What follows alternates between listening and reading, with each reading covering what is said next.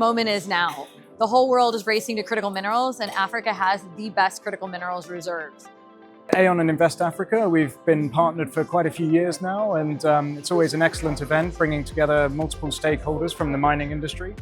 It's always good to be down here, and we're looking forward to seeing conversations ranging from the financing of critical minerals to emerging technologies. It's good to be back here at Invest Africa. Our CEO, Macpherson, was here last year, and we're passionate about Africa. We're Africans, and we've invested heavily in Africa, and good to be part of this.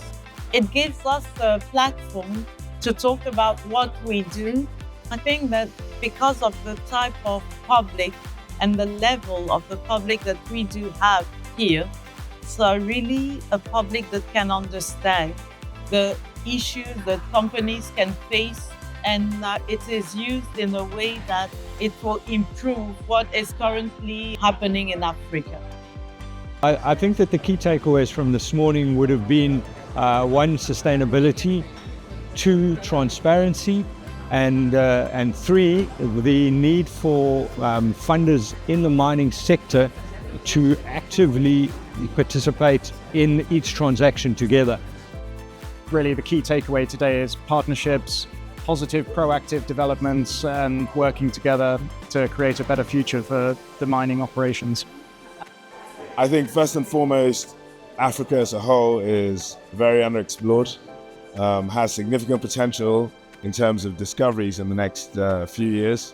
However, it's extremely important to do this responsibly and sustainably.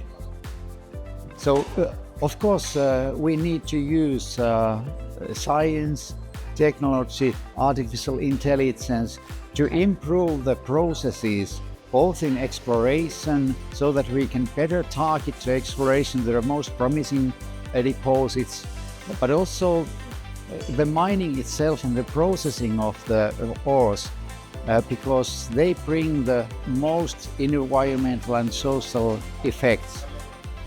There's going to need to be better coordination within the continent and political leadership that acts to help mobilize the investment needed at scale. There's a couple of themes that have really emerged from this. First of all, just the sheer scale of the opportunity for Africa in terms of being able to invest in its critical minerals. And also then, the imperative of partnership. We can't, as I said a second ago, we can't do this alone. Only by governments working with the private sector and working with others can we generate the right resilience in our supply chains for these minerals that are going to feed the future economic development of the world. In terms of the acknowledgement and recognition for both political and business leadership to work together to unlock the opportunities in the continent. And that really includes the policy framework that is required, the financing that is required to develop mines, but also combined, this is going to enable the financing and development of the infrastructure that will be necessary to be able to exploit minerals for the continent. Well, I really appreciate that Invest Africa has organized these events on the margins, on the sidelines of the Mining Indaba. The Mining Indaba brings 11,000 delegates this year from around Africa and around the world to Cape Town. And many of them want to have conversations that extend just beyond the formal program in the Mining Indaba itself. And so I really appreciate that Invest Africa arranges programs and events like this so that you can facilitate those conversations and hopefully facilitate greater investment into Cape Town, which is our ultimate goal.